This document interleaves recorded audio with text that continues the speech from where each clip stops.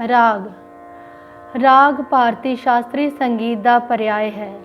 ਜਦੋਂ ਵੀ ਅਸੀਂ ਗੱਲ ਕਰਦੇ ਹਾਂ ਭਾਰਤੀ ਸ਼ਾਸਤਰੀ ਸੰਗੀਤ ਦੀ, ਭਾਰਤੀ ਸ਼ਾਸਤਰੀ ਸੰਗੀਤ ਦੇ ਪ੍ਰਸਤੁਤੀਕਰਨ ਦੀ, ਤੇ ਉਸ ਤੋਂ ਭਾਵ ਇਹੀ ਹੁੰਦਾ ਹੈ ਕਿ ਰਾਗ ਦਾ ਪ੍ਰਸਤੁਤੀਕਰਨ, ਰਾਗ ਦਾ ਗਾਇਨ ਜਾਂ ਰਾਗ ਦਾ ਵਾਦਨ। ਹੁਣ ਰਾਗ ਕੀ ਹੈ?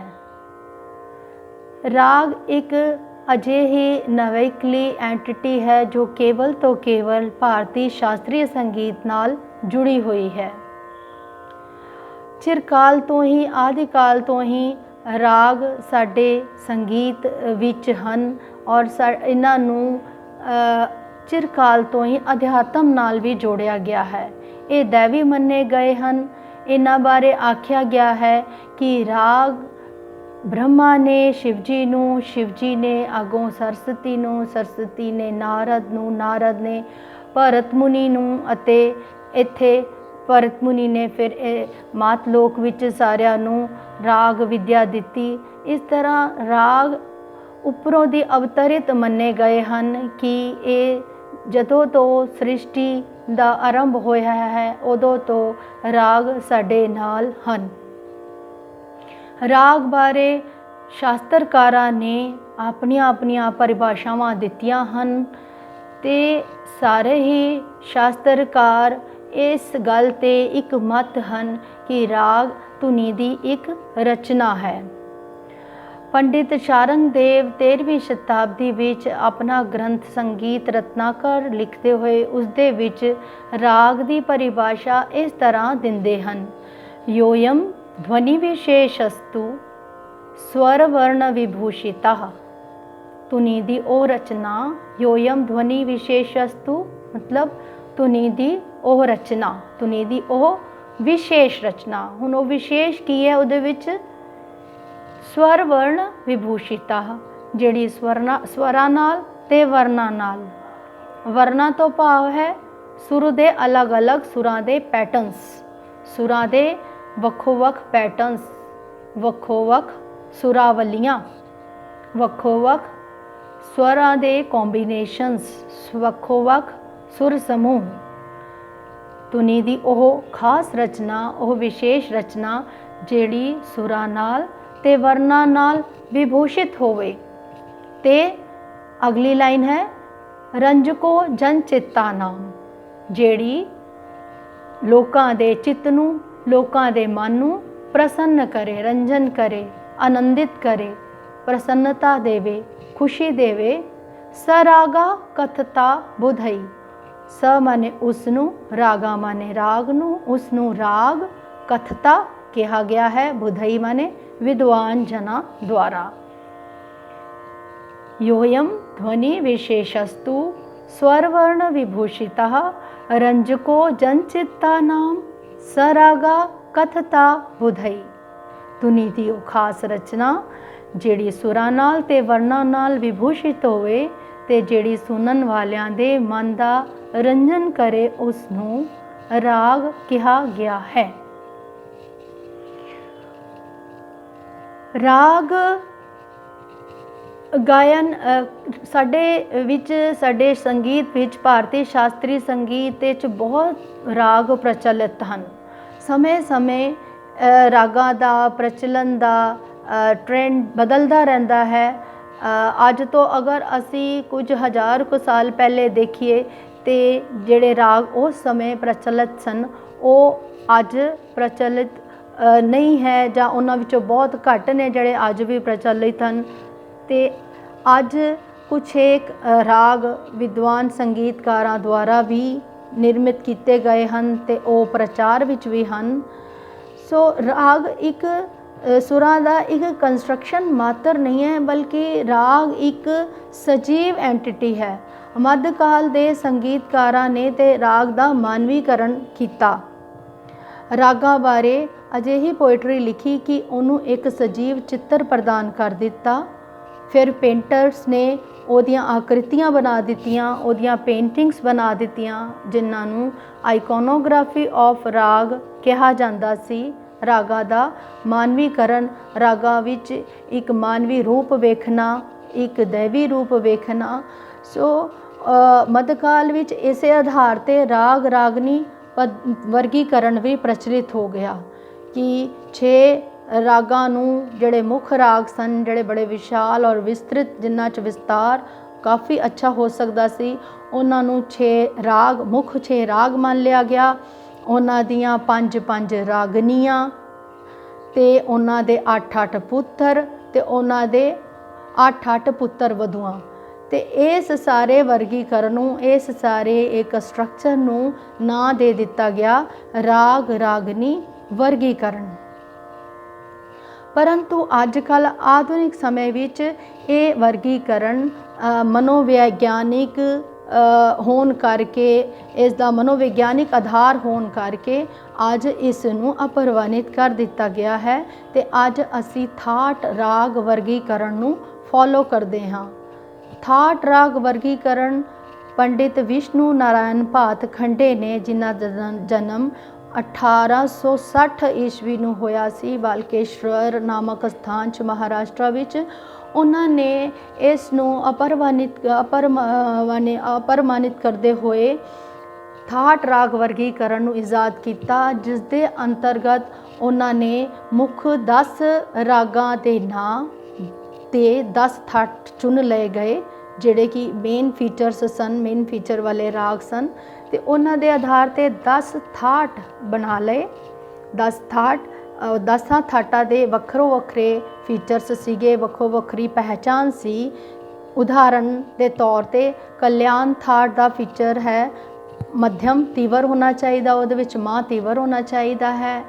ਭੈਰਵ ਦਾ ਫੀਚਰ ਰੇ ਤੇ ਧਾ ਕੋਮਲ, ਖਮਾਜ ਦਾ ਕੇਵਲ ਨੀ ਕੋਮਲ, ਕਾਫੀ ਦਾ ਗਾ ਅਤੇ ਨੀ ਕੋਮਲ, ਅਸਾਵਰੀ ਦਾ ਗਾ ਧਾ ਨੀ ਕੋਮਲ, ਭੈਰਵੀ ਦਾ ਰੇ ਗਾ ਧਾ ਨੀ ਕੋਮਲ, ਪੂਰਵੀ ਦਾ ਰੇ ਕੋਮਲ ਧਾ ਕੋਮਲ ਤੇ ਮਾਂ ਤੀਵਰ, ਮਾਰਵਾ ਦਾ ਰੇ ਕੋਮਲ ਤੇ ਮਾਂ ਤੀਵਰ, ਤੋੜੀ ਦਾ ਰੇ ਗਾ ਧਾ ਕੋਮਲ ਤੇ ਮਾਂ ਤੀਵਰ, ਅਤੇ ਆਪਣਾ ਬਿਲਾਵਲ, ਜਿਸ ਦੇ ਵਿੱਚ ਸਾਰੇ ਹੀ ਸੁਰ ਸ਼ੁੱਧ ਸਨ, ਕੋਈ ਵੀ ਸੁਰ ਕੋਮਲ ਜਾਂ ਤੀਵਰ ਨਹੀਂ ਹੈ। ਤਾਂ ਇਸ ਤਰ੍ਹਾਂ ਉਹਨਾਂ ਨੇ 10 ਥਾਟ ਚੁਣ ਲਏ ਤੇ 10 ਥਾਟਾਂ ਦੇ ਅੰਦਰ ਸਾਰੇ ਹੀ ਰਾਗਾਂ ਨੂੰ ਵਰਗੀਕ੍ਰਿਤ ਕਰ ਦਿੱਤਾ, ਕੈਟਾਗਰਾਈਜ਼ ਕਰ ਦਿੱਤਾ। ਜਿਨ੍ਹਾਂ ਵੀ ਰਾਗਾਂ ਦੇ ਫੀਚਰਸ, ਜਿਨ੍ਹਾਂ ਦੇ ਰਾਗਾਂ ਦਾ ਰੂਪ ਇਹਨਾਂ ਮੁੱਖ ਰਾਗਾਂ ਨਾਲ ਮਿਲਦਾ ਸੀ, ਉਹਨਾਂ ਨੂੰ ਇਹਨਾਂ ਦੇ ਥਾਟਾਂ ਦੇ ਵਿੱਚ ਵੰਡ ਦਿੱਤਾ, ਇੱਕ ਕੈਟਾਗਰੀਜ਼ ਬਣਾ ਦਿੱਤੀਆਂ ਕਿ ਇਹ ਇਸ ਕਲਾਸ ਦੇ ਨੇ, ਇਹ ਮਾਰਵਾ ਥਾਟ ਦੇ ਰਾਗ ਨੇ, ਜਾਂ ਇਹ ਕਲਿਆਣ ਥਾਟ ਦੇ ਰਾਗ ਨੇ, ਜਾਂ ਇਹ ਭੈਰਵੀ ਥਾਟ ਦੇ ਰਾਗ ਨੇ, ਜਾਂ ਪੂਰਵੀ ਤੋੜੀ। ਤੇ ਇਸ ਪ੍ਰਕਾਰ ਪੰਡਿਤ ਭਾਤਖੰਡੇ ਨੇ ਇਹ 10 ਥਾਟ ਰਾਗ ਵਰਗੀਕਰਨ ਇਜਾਦ ਕੀਤਾ, ਜਿਹੜਾ ਅੱਜ ਕੱਲ੍ਹ ਵਿਗਿਆਨਿਕ ਤੇ ਪ੍ਰਮਾਣਿਤ ਹੈ। ਹੁਣ ਅਗਰ ਅਸੀਂ ਗੱਲ ਕਰੀਏ ਗੁਰਮਤ ਸੰਗੀਤ ਦੇ ਸੰਦਰਭ ਵਿੱਚ ਰਾਗਾਂ ਦੀ, ਤੇ ਗੁਰਬਾਣੀ ਵਿੱਚ ਰਾਗਾਂ ਦਾ ਪ੍ਰਯੋਗ ਕੀਤਾ ਗਿਆ ਹੈ। ਸੰਪੂਰਨ ਗੁਰਬਾਣੀ 31 ਮੁੱਖ ਰਾਗਾਂ ਵਿੱਚ ਤੇ 31 ਪ੍ਰਕਾਰ ਰਾਗਾਂ ਵਿੱਚ ਰੱਖੀ ਗਈ ਹੈ। ਗੁਰਬਾਣੀ ਵਿੱਚ ਰਾਗਾਂ ਨੂੰ ਅਪਣਾਉਣ ਦਾ ਪ੍ਰਯੋਜਨ, ਅਪਣਾਉਣ ਦਾ ਉਦੇਸ਼ ਕੇਵਲ ਤੋਂ ਕੇਵਲ ਇਹੀ ਹੈ ਕਿ ਕੋਈ ਮਨ ਚਾਹੀਆਂ ਧੁਨਾਂ 'ਤੇ ਜਾਂ ਅਣਚਾਹੀਆਂ ਧੁਨਾਂ 'ਤੇ ਜਾਂ ਕੋਈ ਉਤੇਜਿਤ ਕਰਨ ਵਾਲੀਆਂ ਧੁਨਾਂ 'ਤੇ ਗੁਰਬਾਣੀ ਨੂੰ ਨਾ ਗਾਇਆ ਜਾਏ, ਬਲਕਿ ਜਿਸ ਸ਼ਬਦ ਨੂੰ, ਜਿਸ ਰਾਗ ਦਾ ਸਿਰਲੇਖ ਦਿੱਤਾ ਗਿਆ ਹੈ, ਉਸ ਸ਼ਬਦ ਨੂੰ ਉਸੇ ਹੀ ਰਾਗ ਵਿੱਚ, ਉਸੇ ਹੀ ਰਾਗ ਦੀ ਧੁਨ ਵਿੱਚ ਗਾਇਆ ਜਾਏ। ਇਸ ਦਾ ਮੁੱਖ ਕਾਰਨ ਇਹ ਹੈ ਕਿ ਗੁਰਬਾਣੀ ਵਿੱਚ ਜਿਨ੍ਹਾਂ ਵੀ ਰਾਗਾਂ ਦੀ ਚੋਣ ਕੀਤੀ ਗਈ ਹੈ, ਜਿਨ੍ਹਾਂ ਵੀ ਰਾਗਾਂ ਨੂੰ ਚੁਣਿਆ ਗਿਆ ਹੈ, ਉਹ ਸ਼ਾਂਤ ਰਸ ਨਾਲ ਸੰਬੰਧਿਤ ਰਾਗ ਹਨ ਤੇ ਭਗਤੀ ਭਾਵ ਲਈ, ਭਗਤੀ ਪਰਕ ਰਚਨਾਵਾਂ ਲਈ ਉਹ ਸਰਵੋਤਮ ਤੇ ਉਪਯੁਕਤ ਰਾਗ ਹਨ। ਇਸ ਚੀਜ਼ ਦਾ ਸਾਨੂੰ ਪ੍ਰਮਾਣ ਇਸ ਗੱਲ ਤੋਂ ਵੀ ਮਿਲ ਜਾਂਦਾ ਹੈ ਕਿ ਉਹ ਜਿਹੜੇ ਵੀ ਰਾਗ ਗੁਰੂ ਗ੍ਰੰਥ ਸਾਹਿਬ ਵਿੱਚ ਪ੍ਰਯੋਗ ਕੀਤੇ ਗਏ ਹਨ, ਜੇ ਅਸੀਂ ਉਹਨਾਂ ਨੂੰ ਸੰਗੀਤ ਸ਼ਾਸਤਰਾਂ ਵਿੱਚ ਉਹਨਾਂ ਦੀ ਪ੍ਰਕਿਰਤੀ ਬਾਰੇ ਸਟੱਡੀ ਕਰੀਏ, ਅਧਿਐਨ ਕਰੀਏ ਤੇ ਅਸੀਂ ਵੇਖਦੇ ਹਾਂ ਕਿ ਉਹ ਰਾਗਾਂ ਦੀ ਪ੍ਰਕਿਰਤੀ ਸ਼ਾਂਤ ਹੈ, ਗੰਭੀਰ ਹੈ ਤੇ ਉਹ ਰਾਗ ਜਿਹੜੇ ਨੇ ਉਤੇਜਨਾ ਪ੍ਰਦਾਨ ਕਰਨੇ ਵਾਲੇ ਬਿਲਕੁਲ ਵੀ ਨਹੀਂ ਹਨ। ਕਿਉਂਕਿ ਮੱਧਕਾਲ ਵਿੱਚ ਕੁਝ ਅਜਿਹੇ ਰਾਗ ਬਹੁਤ ਪ੍ਰਚਲਿਤ ਸਨ ਜਿਵੇਂ ਕਿ ਦੀਪਕ ਰਾਗ, ਮਾਲਕੌਂਸ, ਭੈਰਵੀ, ਪਰੰਤੂ ਉਹਨਾਂ ਨੂੰ ਸ੍ਰੀ ਗੁਰੂ ਗ੍ਰੰਥ ਸਾਹਿਬ ਵਿੱਚ ਨਹੀਂ ਲਿਆ ਗਿਆ। ਇਸ ਦਾ ਇੱਕੋ ਇੱਕ ਕਾਰਨ ਹੈ ਕਿ ਇਹ ਅਜਿਹੇ ਰਾਗ ਜਿਹੜੀ ਆਪਣੀ ਆਪਣੀ ਪ੍ਰਕਿਰਤੀ ਵਿੱਚ ਜਾਂ ਆਪਣੇ ਪ੍ਰਭਾਵ ਵਿੱਚ ਤੀਵਰ ਸਨ, ਉਹਨਾਂ ਨੂੰ ਸ੍ਰੀ ਗੁਰੂ ਗ੍ਰੰਥ ਸਾਹਿਬ ਵਿੱਚ ਸਥਾਨ ਨਹੀਂ ਮਿਲਿਆ, ਬਲਕਿ ਉਹਨਾਂ ਰਾਗਾਂ ਨੂੰ ਗੁਰੂ ਗ੍ਰੰਥ ਸਾਹਿਬ ਵਿੱਚ ਸਥਾਨ ਮਿਲਿਆ ਜਿਹੜੇ ਸ਼ਾਂਤ ਭਾਵ ਪੈਦਾ ਕਰਨ ਵਾਲੇ, ਸ਼ਾਂਤ ਰਸ ਤੇ ਭਗਤੀ ਲਈ ਉਪਯੁਕਤ ਮੰਨੇ ਜਾਣ ਵਾਲੇ, ਜਿਹੜੇ ਅਜਿਹਾ ਪ੍ਰਭਾਵ ਛੱਡਣ ਵਾਲੇ ਸਨ ਕਿ ਸਾਡੇ ਮਨ ਨੂੰ ਜਿਨ੍ਹਾਂ ਨਾਲ ਇਕਾਗਰਤਾ ਮਿਲੇ, ਸ਼ਾਂਤੀ ਮਿਲੇ, ਚੈਨ ਮਿਲੇ ਤੇ ਸਾਨੂੰ ਆਨੰਦ ਦੀ ਪ੍ਰਾਪਤੀ ਹੋਵੇ। ਦੂਸਰਾ ਪ੍ਰਮਾਣ ਜਿਹੜਾ ਕਿ ਵਿਗਿਆਨਿਕ ਆਧਾਰ ਹੈ ਉਹ ਇਹ ਹੈ ਕਿ ਹਾਲ ਹੀ ਵਿੱਚ IIT ਕਾਨਪੁਰ ਵਿੱਚ ਪ੍ਰੋਫੈਸਰ ਬਿਜ ਭੂਸ਼ਣ ਦੀ ਟੀਮ ਹੋਰਨਾਂ ਉਹਨਾਂ ਦੇ ਨਾਲ ਜਿਹੜੇ ਵੀ ਉਹਨਾਂ ਦੇ ਸਾਥੀ ਸਨ, ਉਹਨਾਂ ਨੇ ਰਾਗਾਂ ਨੂੰ ਲੈ ਕੇ, ਭਾਰਤੀ ਸ਼ਾਸਤਰੀ ਸੰਗੀਤ ਦੇ ਰਾਗਾਂ ਨੂੰ ਲੈ ਕੇ ਪ੍ਰਯੋਗ ਕੀਤੇ ਹਨ ਤੇ ਕਈ ਰਾਗਾਂ ਨੂੰ ਲੈ ਕੇ ਉਹਨਾਂ ਨੇ ਪ੍ਰਯੋਗ ਕੀਤੇ ਗਏ ਹਨ ਤੇ ਜਿਸ ਪ੍ਰਯੋਗ ਵਿੱਚ ਉਹਨਾਂ ਨੇ ਇਹ ਸਿੱਟਾ ਕੱਢਿਆ ਹੈ ਕਿ ਰਾਗ ਦਰਬਾਰੀ ਤੇ ਭੀਮ ਪਲਾਸੀ ਨੂੰ ਅਗਰ ਅਸੀਂ ਜਦੋਂ ਰੈਸਟਲੈਸ ਹੁੰਦੇ ਹਾਂ ਜਾਂ ਟੈਨਸ਼ਨ ਵਿੱਚ ਹੁੰਦੇ ਹਾਂ, ਅਗਰ ਇਹ ਦੋ ਰਾਗਾਂ ਨੂੰ ਅਸੀਂ ਸੁਣੀਏ ਤੇ ਸਾਨੂੰ ਮਾਨਸਿਕ ਸ਼ਾਂਤੀ ਪ੍ਰਦਾਨ ਹੁੰਦੀ ਹੈ, ਮਿਲਦੀ ਹੈ ਤੇ ਸਾਡੀ ਟੈਨਸ਼ਨ ਵੀ ਰਿਲੀਵ ਹੋ ਜਾਂਦੀ ਹੈ। ਉਹਨਾਂ ਦੱਸਿਆ ਹੈ ਕਿ ਸਾਡੇ ਦਿਮਾਗ ਵਿੱਚ ਨਿਊਰੋਨਸ ਹੁੰਦੇ ਹਨ ਜੋ ਇੱਕ ਪ੍ਰਕਾਰ ਦੀਆਂ ਕੋਸ਼ਿਕਾਵਾਂ ਹਨ ਤੇ ਜਦੋਂ ਵੀ ਇਹ ਕਿਸੇ ਅਣਚਾਹੇ ਪ੍ਰਭਾਵ ਵਿੱਚ ਜਾਂ ਥਕਾਵਟ ਵਿੱਚ ਹੁੰਦੀਆਂ ਹਨ ਜਾਂ ਟੈਨਸ਼ਨ ਵਿੱਚ ਜਦੋਂ ਅਸੀਂ ਹੁੰਦੇ ਹਾਂ ਤੇ ਇਹ ਕੋਸ਼ਿਕਾਵਾਂ ਪ੍ਰਭਾਵਿਤ ਹੋ ਜਾਂਦੀਆਂ ਹਨ ਤੇ ਜਦੋਂ ਜੇ ਅਸੀਂ ਟੈਨਸ਼ਨ ਵਿੱਚ ਦਰਬਾਰੀ ਰਾਗ ਅਗਰ ਸੁਣੀਏ ਤੇ 100 ਸਕਿੰਟਾਂ ਵਿੱਚ ਉਸ ਦਾ ਪ੍ਰਭਾਵ ਸਾਡੀਆਂ ਕੋਸ਼ਿਕਾਵਾਂ 'ਤੇ ਪੈ ਜਾਂਦਾ ਹੈ ਤੇ ਉਹ ਰਿਲੀਵਡ ਹੋ ਜਾਂਦੀਆਂ ਹਨ, ਸਥਿਰ ਹੋ ਜਾਂਦੀਆਂ ਹਨ ਤੇ ਸਾਨੂੰ ਸ਼ਾਂਤੀ ਮਿਲਦੀ ਹੈ, ਸਾਨੂੰ ਚੈਨ ਮਿਲਦਾ ਹੈ। ਇਹ ਉਹਨਾਂ ਨੇ ਆਪਣੇ ਪ੍ਰਯੋਗ ਦੁਆਰਾ ਸਿੱਧ ਕੀਤਾ ਹੈ। ਹੁਣ ਅਗਰ ਅਸੀਂ ਗੁਰੂ ਗ੍ਰੰਥ ਸਾਹਿਬ ਦੇ ਰਾਗਾਂ ਦਾ ਵੱਲ ਦੇਖੀਏ ਤੇ ਅਸੀਂ ਵੇਖਦੇ ਹਾਂ ਕਿ ਗੁਰੂ ਗ੍ਰੰਥ ਸਾਹਿਬ ਵਿੱਚ ਕਾਨੜਾ ਰਾਗ ਸਾਨੂੰ ਮਿਲਦਾ ਹੈ। ਕਾਨੜਾ ਰਾਗ ਦਰਬਾਰੀ ਦਾ ਹੀ ਈਵਨ ਕਿ ਭਾਰਤੀ ਸ਼ਾਸਤਰੀ ਸੰਗੀਤ ਵਿੱਚ ਤੇ ਦਰਬਾਰੀ ਨੂੰ ਕਾਨੜਾ ਵੀ ਕਿਹਾ ਜਾਂਦਾ ਹੈ ਜਾਂ ਦਰਬਾਰੀ ਕਾਨੜਾ ਵੀ ਕਿਹਾ ਜਾਂਦਾ ਹੈ ਤੇ ਇਹ ਕਾਨੜਾ ਰਾਗ ਗੁਰੂ ਗ੍ਰੰਥ ਸਾਹਿਬ ਵਿੱਚ ਦਰਬਾਰੀ ਰਾਗ ਜਿਹੜਾ ਹੈ ਉਹ ਕਾਨੜਾ ਦਾ ਇੱਕ ਪ੍ਰਤੀਰੂਪ ਹੈ ਜਾਂ ਬਹੁਤ ਹੀ ਘੱਟ ਫਰਕ ਹੈ, ਪਰ ਇਹ ਕਾਨੜੇ ਦਾ ਪ੍ਰਭਾਵ ਵੀ ਬਿਲਕੁਲ ਸ਼ਾਂਤ ਮੰਨਿਆ ਜਾ ਸਕਦਾ ਹੈ। ਦੂਜਾ ਰਾਗ ਭੀਮ ਪਲਾਸੀ ਲਿਆ ਗਿਆ ਹੈ। ਭੀਮ ਪਲਾਸੀ ਨਾਲ ਹੂਬਹੂ ਮਿਲਦਾ ਜੁਲਦਾ ਰਾਗ ਗੁਰੂ ਗ੍ਰੰਥ ਸਾਹਿਬ ਵਿੱਚ ਪ੍ਰਯੋਗ ਕੀਤਾ ਗਿਆ ਹੈ ਤਨਾਸ਼ਰੀ।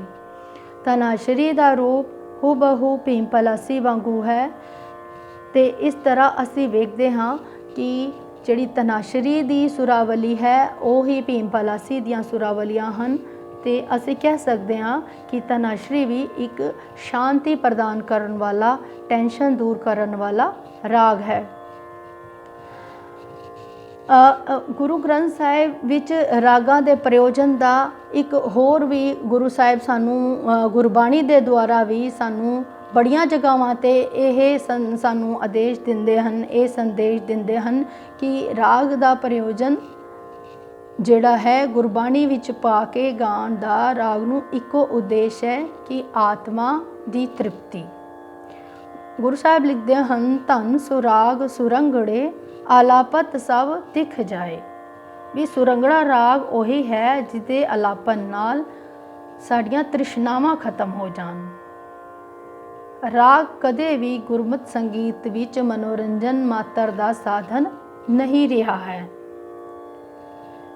ਇੱਥੋਂ ਤੱਕ ਕਿ ਰਾਗ ਦੀ ਵਡਿਆਈ ਬਾਰੇ ਗੁਰੂ ਸਾਹਿਬ ਜਿੱਥੇ ਆਖਦੇ ਹਨ ਕਿ ਰਾਗ ਨਾਦ ਸਭ ਸੱਚ ਹੈ, ਕੀਮਤ ਕਹੀ ਨਾ ਜਾਏ, ਰਾਗੇ ਨਾਦੇ ਬਾਹਿਰਾ ਇੰਨੀ ਹੁਕਮ ਨਾ ਬੁਝਿਆ ਜਾਏ।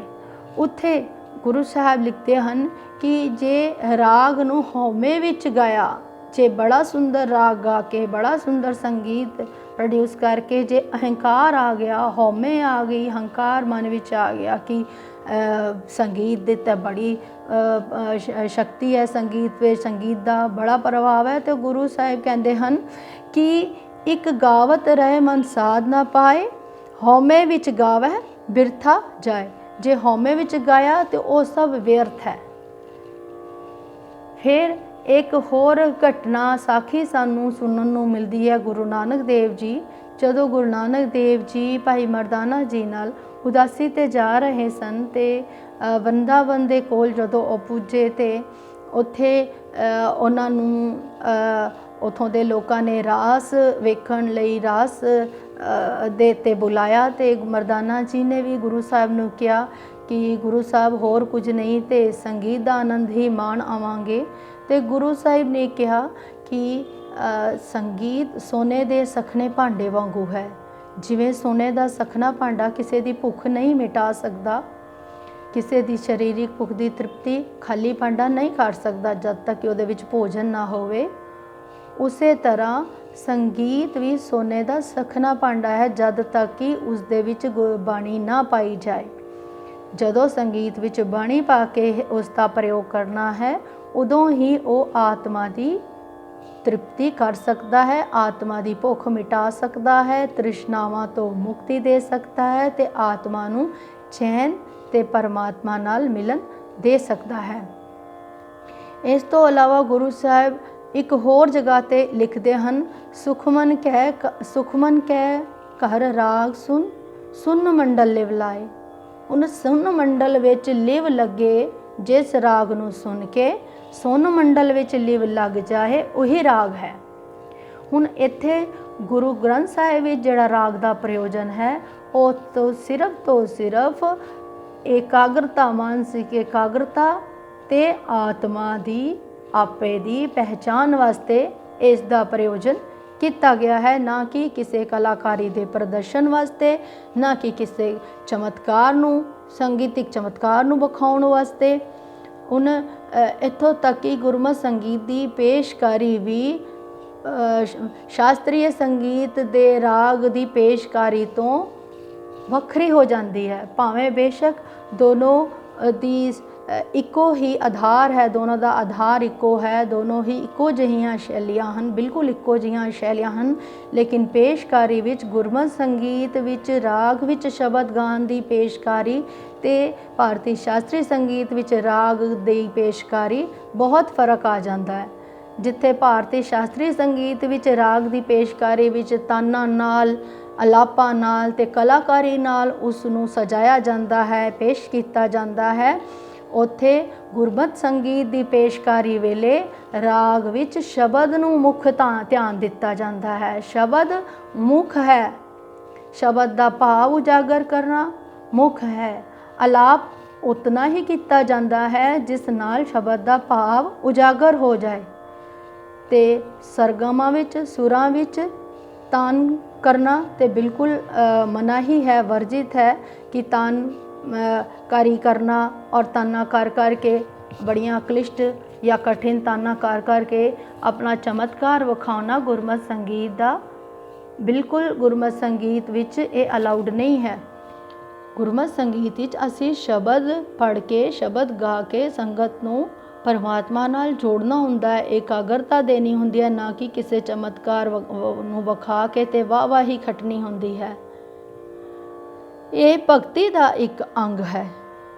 राग विच शब्द गाउना भगती का एक अंग है, भगती का एक तरीका वे जिस नाल साडा मन चंचलतावां तो बचे, ना कि चंचलता विच पै जावे वधेरियां वाधू दियां अनैच्छिक जिहड़ियां कि नहीं चाहिदियां अनडिजायर्ड ताना या अनडिजायर्ड अलाप, जबरदस्ती गले की तैयारी विखाना, ये सब चीज़ां गुरमत संगीत विच राग विच शब्द गा के बिल्कुल भी अलाउड नहीं हैं। इस तो अलावा गुरु साहिब एक होर जगह ते भी लिखते हैं,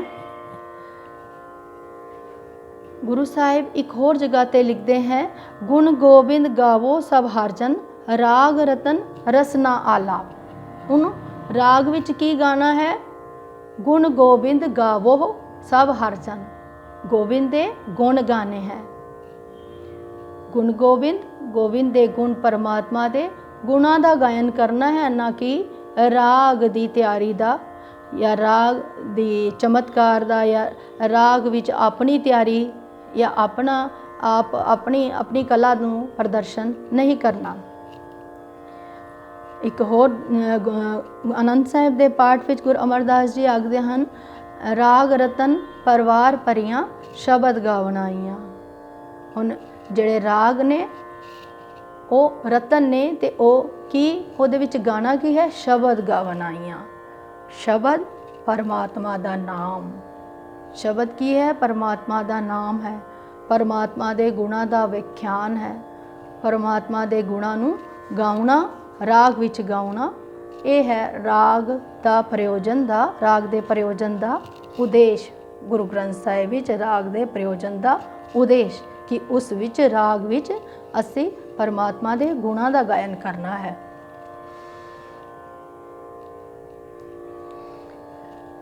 इस तरह असी ये वेखते हाँ कि राग भारतीय शास्त्रीय संगीत विच राग दा प्रयोजन बेशक मनोरंजन मात्र रहा होवे, लेकिन गुरमत संगीत विच राग दा प्रयोजन कदे भी मनोरंजन मात्र नहीं रहा, बल्कि यह प्रभु भगती दे गायन वास्ते, प्रभु भगती विच लीन होने वास्ते, मन की एकाग्रता वास्ते, मन नूं तृष्णावां तो मुक्ति दिलाने वास्ते, तन सुराग सुरंगड़े आलापा सब तिख जाए, मन नूं एक अजिही अवस्था विच ले जाण वास्ते प्रयोग होया है कि जिथे जाके मन नूं टिका मिल जाए, मन टिक जाए ते मन भटकना तो बच जाए, ते ताजो आपे आप दी पहचान कर सके, अपने आत्मिक अपने आत्मा दी पहचान कर सके, ते परमात्मा नाल मिल सके, परमात्मा विच लीन हो सके, परमात्मा दे चरणा दे विच उसदा मन टिक जाए।